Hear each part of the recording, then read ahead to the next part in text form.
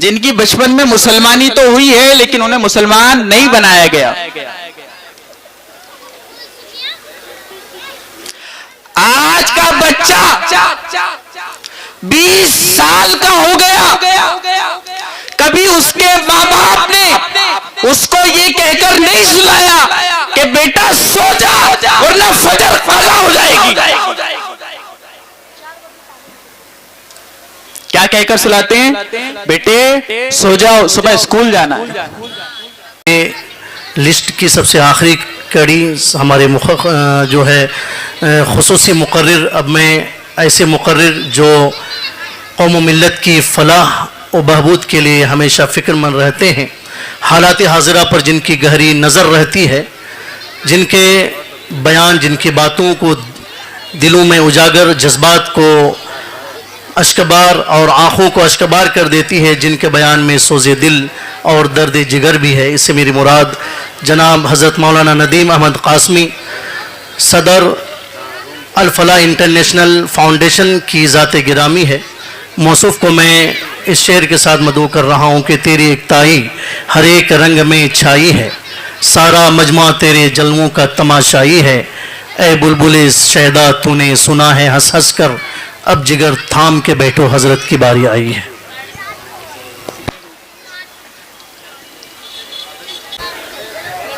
السلام علیکم ورحمۃ اللہ وبرکاتہ. یہ حضرات جو یہاں کھڑے ہوئے ہیں, اگر یہاں کرسیوں پر آ کر بیٹھ جائیں تو آپ کی بڑی مہربانی ہوگی. آپ کے پاؤں بھی نہیں تھکیں گے اور دین کی بات کو عظمت سے سننے کا ثواب بھی انشاءاللہ ملے گا. پیچھے بھی جو حضرات کھڑے ہیں وہ یہاں آ جائیں, بہت زیادہ وقت نہیں لیا جائے گا انشاءاللہ.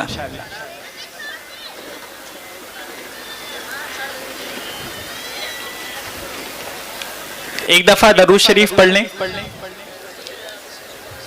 اللہم صلی علی محمد وعلی آل محمد وبارک وسلم. نحمده ونصلی علی رسولہ الکریم, اما بعد فاعوذ باللہ من الشیطان الرجیم, بسم اللہ الرحمن الرحیم. قل هل يستوي الذین يعلمون والذین لا يعلمون انما يتذکر اولو الالباب. اللہ تعالیٰ قرآن کریم میں فرماتے ہیں کہ آپ کہیے کہ وہ لوگ جو جانتے ہیں یعنی علم رکھتے ہیں, اور وہ لوگ جو نہیں جانتے یعنی علم نہیں رکھتے, کیا وہ لوگ برابر ہو سکتے ہیں؟ یقیناً نہیں ہو سکتے. کہیں فرمایا کہ وہ لوگ جو جانتے ہیں وہ بصارت والے ہیں, وہ بصیرت والے ہیں, وہ دیکھنے والے ہیں, اور جو نہیں جانتے وہ اندھے ہیں.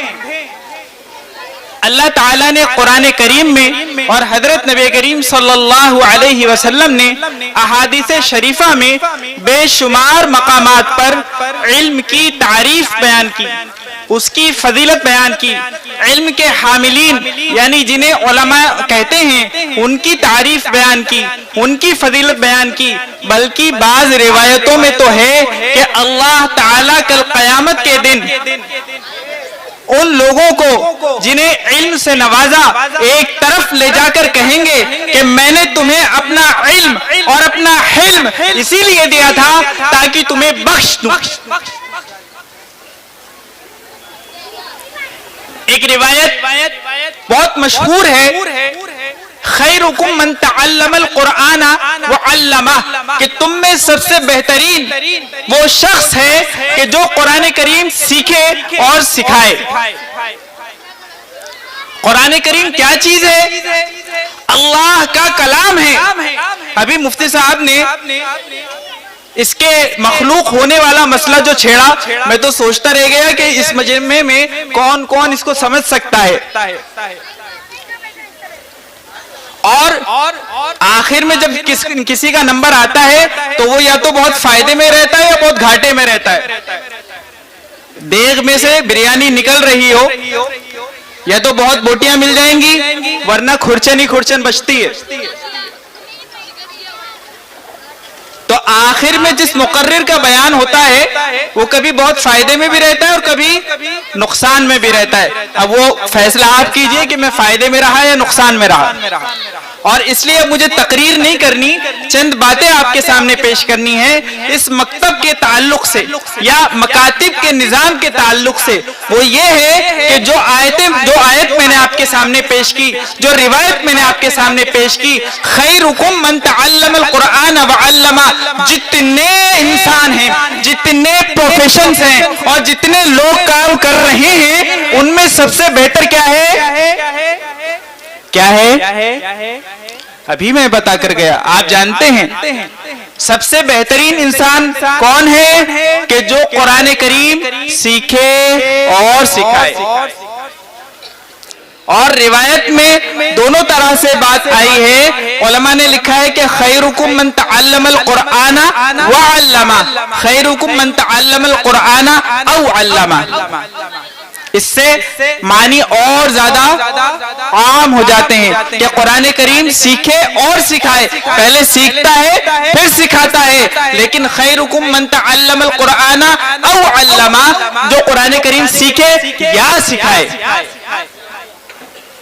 اللہ کے نبی صلی اللہ علیہ وسلم نے ایک جگہ فرمایا کہ تم علم دین کو سیکھنے والے بنو, تم علم دین کے سیکھنے والے بنو, یا علم دین کو سکھانے والے بنو, یا علم دین کو سیکھنے اور سکھانے والے سے محبت رکھنے والے بنو. اور چوتھے مت بننا ورنہ ہلاک ہو جاؤ گے.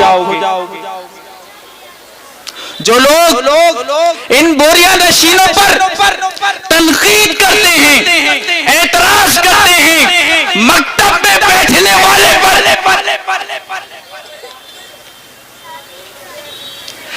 کہتے ہیں کہ یہ چندہ خور ہے, اللہ کا نبی کہتا ہے خیرکم من تعلم القرآن وعلمہ. سنو, کان کھول کر سنو, تم میں سب سے بہتر وہ ہے جو اللہ کا قرآن سیکھتا ہے, اللہ کا قرآن سکھاتا ہے, اس کی تفسیر کرتا ہے, اس کی تجوید پڑھاتا ہے, اس کی قرآت سکھاتا ہے, جو فتویٰ دیتا ہے,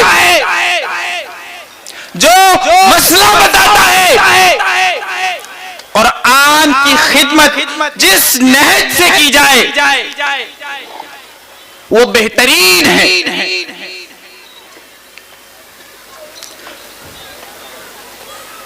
لوگ کچھ وقت دین کی خدمت میں لگ کر اپنے آپ کو نبیوں کا جانشین سمجھتے ہیں. یہ وہ ہیں جنہوں نے اپنا بچپن, اپنا لڑکپن, اپنی جوانی, اپنا بڑھاپا اللہ کے دین کے لیے لگا رکھا ہے.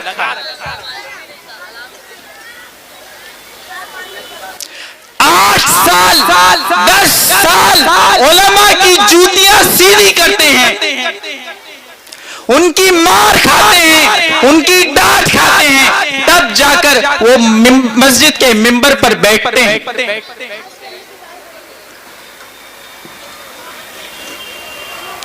اور یہی دین کا وہ علم ہے جس کی برکت سے انسان اپنے باپ کو باپ سمجھتا ہے, اپنی ماں کو ماں سمجھتا ہے. کیونکہ حدیث شریف میں آتا ہے کہ وہ انسان جس سے تم پیدا کیے گئے ہو, جسے ماں اور باپ کہتے ہیں, کہ ان کی رضا میں خدا کی رضا ہے.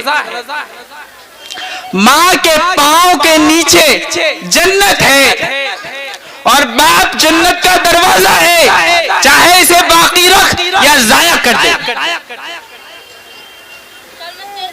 میں آپ کو چیلنج کرتا ہوں کہ ماں باپ کی خدمت کرنے والے جتنے یہ علماء ہیں, آپ دنیا کے کسی انسان کو بتا دیں جو علماء سے زیادہ وہ اپنے ماں باپ کی خدمت کرتے ہوں, ان کا احترام کرتے ہوں.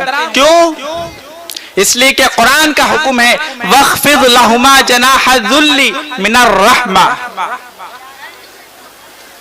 وَقَضَى رَبُّكَ أَلَّا تَعْبُدُوا إِلَّا إِيَّاهُ وَبِالْوَالِدَيْنِ إِحْسَانًا إِمَّا يَبْلُغَنَّ عِندَكَ الْكِبَرَ أَحَدُهُمَا أَوْ كِلَاهُمَا فَلَا تَنْهَرْهُمَا وَقُلْ لَهُمَا قَوْلًا كَرِيمًا۔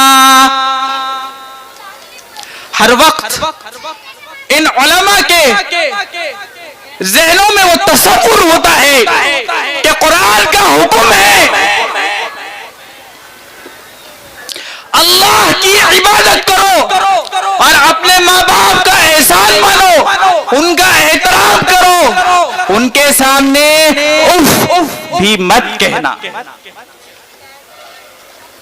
علامہ آلوسی رحمت اللہ علیہ روح المعانی میں اس آیت کے ذیل میں لکھتے ہیں وَلَا تَقُلْ لَهُمَا اُف وَلَا تَقُلْ لَهُمَا اُف، کہ یہ جو قرآن نے کہا اف یہ آخری درجے کا کلمہ ہے۔ اگر اس سے نیچے کوئی درجہ ہوتا تو اللہ تعالیٰ وہ ذکر کرتے۔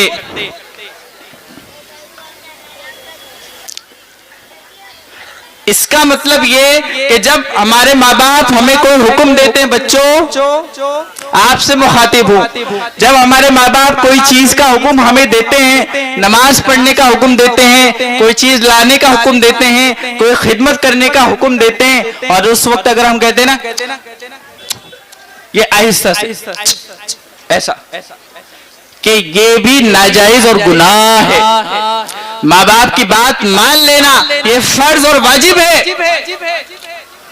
یہ کب پتہ چلے گا بچوں کو؟ جب وہ قرآنی تعلیم سے آراستہ ہوں گے، جب وہ اللہ اور رسول کے پیغامات سے آراستہ ہوں گے، جب وہ جانیں گے کہ اللہ تعالیٰ کا کیا حق، رسول اللہ کا کیا حق، ماں باپ کا کیا حق، استاذ کا کیا حق، معاشرے میں کس کا کیا حق، یہ کب جانیں گے؟ کہ جب وہ مکتب میں آئیں گے۔ ورنہ میں آپ کو اپنا تجربہ بتا رہا ہوں، میں کالج میں پڑھاتا ہوں، وہاں کالج کے بچوں سے میں نے معلوم کیا کہ ہمارے نبی حضرت محمد صلی اللہ علیہ وسلم کا، میں نے کہا ہمارے نبی کا نام کیا ہے؟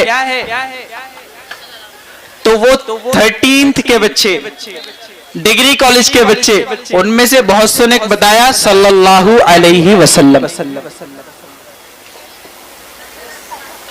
کیا نام بتایا؟ صلی اللہ علیہ وسلم۔ رونے کا مقام ہے، رونے کا مقام۔ وہی ڈگری کالج کا بچہ 2-3 سالوں میں شادی کر دی جاتی ہے اس کی، وہ خود کسی کا باپ بن جاتا ہے، لیکن اسے یہ نہیں پتا کہ ہمارے نبی کا نام کیا ہے۔ یہ میں آپ کو سچی بات بتا رہا ہوں، خود کا تجربہ، میں نے خود پوچھا اور انہوں نے یہ جواب دیا۔ اب آپ کس بات پر فخر کرتے ہیں؟ ہمیں اپنے نبی کا نام نہیں پتا۔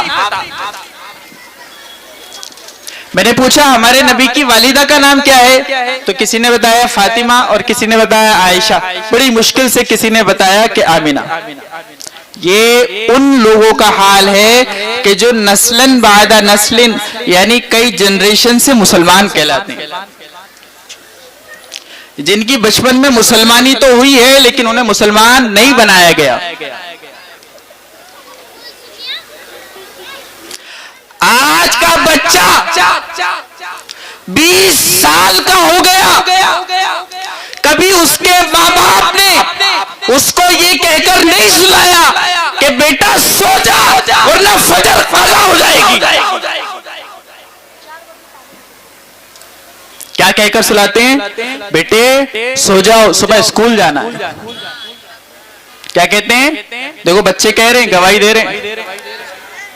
بچے ان کو کیا کہتے ہیں؟ بیٹا سو جا صبح اسکول جانا ہے، اور جس دن سنڈے کہ آج سنڈے سونے دو۔ یاد رکھو جس نے اللہ کی نافرمانی کو اپنے سامنے برداشت کیا، تمہاری سلوٹیں نہیں آئیں۔ وہ اللہ کی نماز ضائع کر رہا تھا، نہیں کماتا۔ اس کے دوستوں کو کہتے ہیں بھائی اس کو سمجھاؤ، جوان ہو گیا کماتا نہیں۔ رشتہ دار کوئی آتا ہے اس کو کہتے ہیں اس کو سمجھاؤ، کچھ کماتا نہیں، لیکن نماز نہیں پڑھتا، روزے نہیں رکھتا، کبھی کہا اس کو کوئی سمجھاؤ یہ نماز نہیں پڑھتا۔ ایک وہ بچہ جس کے سامنے کوئی ایسا ٹیبل فین لگا ہوا ہو جس میں اوپر کی جالی نہ ہو، کوئی چھوٹا بچہ اس کے آگے بڑھ رہا ہو، کیا آپ اس کو برداشت کریں گے کہ وہ اس میں اپنی انگلی کٹا لے؟ ماں باپ کہتے ہیں کہ سمجھاتے ہیں مانتا نہیں، کیا کہتے ہیں؟ سمجھاتے ہیں مانتا نہیں۔ اور اگر کوئی مکتب میں آنے لگا تو 1.5ویں دن، میں اس کو جان بوجھ کر ذرا طنزیہ لہجے میں کہتا ہوں کہ 1.5ویں دن کہتے مولانا کیا سکھا رہے، کیسے بات کرتا ہے، کہتے کہ نہیں کہتے؟ اور آپ کے ساتھ کتنی دیر رہتا ہے وہ؟ 23 گھنٹہ۔ مکتب میں کتنی دیر رہتا ہے؟ 1 گھنٹہ۔ آپ بتائیے 23 گھنٹے کا اثر ہوتا ہے کہ 1 گھنٹے کا؟ اور پھر اس کا کھانا جو اس کے پیٹ میں جا رہا ہے، جب تک حلال روزی پیٹ میں نہیں جائے گی، اللہ کی قسم کھا کے کہتا ہوں، اللہ کی قسم کھا کے کہتا ہوں، جب تک پیٹ میں حلال روزی نہیں جائے گی، حق اور باطل میں وہ فرق نہیں کر پائے گا، گناہوں سے نہیں بچ سکتا۔ نماز پڑھے گا بھی تو اس کے سر سے ایک بالش نہیں اٹھے گی۔ اس لیے یہ مکاتب کا جو نظام ہے اس کی اہمیت کو سمجھیے۔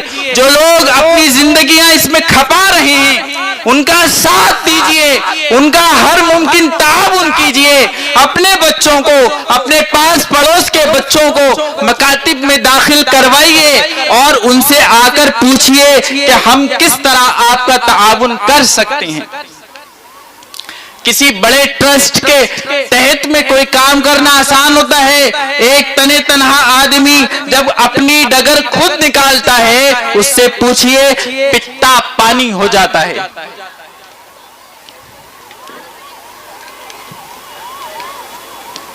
10 سال، 15 سال، بعض علماء ایسے ہیں جو امت کے غم میں گھل رہے ہیں، ان کا کوئی معاون و مددگار نہیں۔ کس لیے؟ آپ کی قوم کی حفاظت کے لیے، آپ کے قوم کے بچوں کے دین کی حفاظت کے لیے۔ تقریریں کرنا آسان ہے کہ لوگ مرتد ہو رہے ہیں، لڑکیاں اپنے گھروں سے بھاگ رہی ہیں، ان کا انتظام کرنا مشکل ہے۔ تقریروں سے کسی کا ایمان نہیں بچتا، اس لیے میں نے پہلے ہی کہا میں تقریر نہیں کر رہا، کچھ دل کا درد بیان کر رہا ہوں۔ یہ جو بچے اور یہ جو بچیاں جو جوان ہو گئے ان کو ابھی تک یہی نہیں پتا کہ ہمارے نبی کا نام کیا ہے، اور کہتے ہیں کہ نبی کے لیے خون کا آخری قطرہ تک بہا دیں گے۔ پہلے یہ تو پتا کر لیتے کس نبی کے لیے۔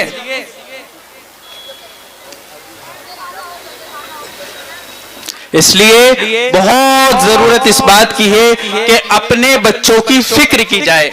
جو چھوٹے بچے ہیں یاد رکھو، جو لوگ یہ سمجھتے ہیں کہ بڑا ہو جائے گا تو حسن بصری ہو جائے گا، بڑا ہو جائے گا تو حسین رضی اللہ عنہ ہو جائے گا، تو ایسا کبھی ہوا نہیں کرتا۔ تربیت بچپن سے ہوتی ہے۔ ایک آخری واقعہ بیان کر کے اپنی بات پوری کرتا ہوں۔ حضرت نبی کریم صلی اللہ علیہ وسلم کا مکان ہے، اس میں حضرت حسین ٹہل رہے ہیں، آپ کے نواسے ہیں۔ کہیں کھجوروں کا پہلے یعنی ڈھیر لگا ہوا ہوگا، پھر وہ تقسیم ہو گئی، وہ صدقے کی کھجوریں تھی، اس میں سے بڑے ڈھیر میں سے ایک آدھ کھجور رہ جاتی ہے، کوئی کھجور رہ گئی۔ حضرت حسین رضی اللہ عنہ چھوٹے بچے ہیں، حضرت حسین رضی اللہ عنہ نے دیکھا کہ کھجور ہے۔ چھوٹے بچوں کی عادت ہوتی ہے کوئی کھانے کی چیز لی اور منہ میں ڈال لی۔ حضرت حسین رضی اللہ عنہ نے بھی کھجور اٹھائی اور منہ میں ڈال لی۔ حضرت نبی کریم صلی اللہ علیہ وسلم کی نظر پڑی، آپ نے بلایا بیٹا ادھر آؤ، منہ میں کیا ہے؟ تو حضرت حسین کا دیکھا کہ منہ میں کھجور ہے۔ حضرت نبی کریم صلی اللہ علیہ وسلم نے منہ میں ہاتھ ڈالا اور وہ کھجور نکالی اور فرمایا بیٹا ہم سید ہیں، ہمیں صدقے کا مال حلال نہیں۔ یہ ان لوگوں کے لیے سبق ہے جو لوگ سمجھتے ہیں کہ بچہ بڑا ہو جائے گا تب ہم اسے سمجھائیں گے. رحمت للعالمین نے اپنے اس چھوٹے سے بچے کے لیے جن کی عمر تقریباً 6 سال ہے حضور پردہ فرما گئے, حضور کا انتقال ہو گیا. اس سے پہلے کا کبھی کا واقعہ رہا ہوگا, آپ نے یہ انتظار نہیں کیا حسین بڑا ہوگا تو علی اسے دین سمجھا دے گا. اللہ کے نبی صلی اللہ علیہ وسلم نے اسی وقت ان کی تربیت فرمائی. اس لیے تعلیم بھی کافی نہیں, تربیت بھی ضروری ہے. یہاں جو بچے اپنا پروگرام پیش کر رہے تھے, کیسے کیسے پیارے پیارے پروگرام پیش کر رہے تھے. ہر پروگرام میں کوئی نہ کوئی میسج تھا, اس کا کچھ مورل تھا, اس کا کچھ کنکلوژن تھا. اس کے ذریعے سے ان کے عقائد پختہ کیے جا رہے تھے, ان کی معلومات میں اضافہ کیا جا رہا تھا. وہ اپنی تتلاتی زبان سے کوئی قرآن کی آیت پڑھ رہا تھا, کوئی گڑبڑ پڑھ رہا تھا. سوچنے والا سوچتا ہوگا ان کا استاد کیسا, اس نے غلط پڑھ دیا. ایک بچہ یہاں سے پڑھ کر وہاں گیا تو اس کا ساتھی کہتا ہے بیٹا بھائی تو نے کتنا غلط پڑھا, تو وہ کہتا میرا بدن کانپ رہا تھا. یہ وہ مقام ہے جس ملا کو, جس مولوی کو پیچھے بیٹھ کر لوگ تانا دیتے ہیں, وہ دیکھ لے تمہارا اپنا لخت جگر تو جو لے آ کر یہاں نہیں کہہ سکتا. یہ وہ لوگ ہیں جو ساری زندگی کھپا کر آپ تک اپنا دین پہنچا رہے ہیں. قدر کیجئے ان کی.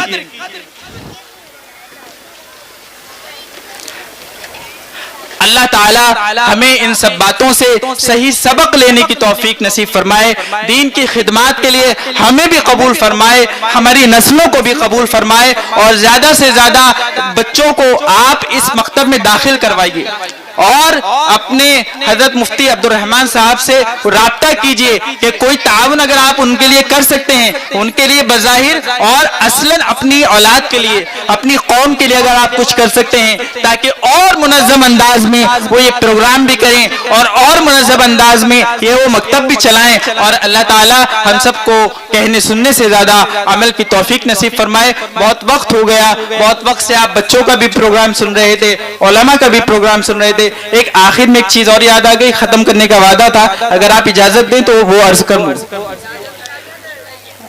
حضرت مفتی صاحب نے شکیل بن حنیف کے تعلق سے کئی باتیں بتلائیں, اور وہ اس وقت امت کے لیے بتانا اس لیے ضروری ہو گیا ہے کہ اس کے جو کارندے ہیں وہ بہت محنت کرتے ہیں اور ہم کچھ محنت نہیں کرتے.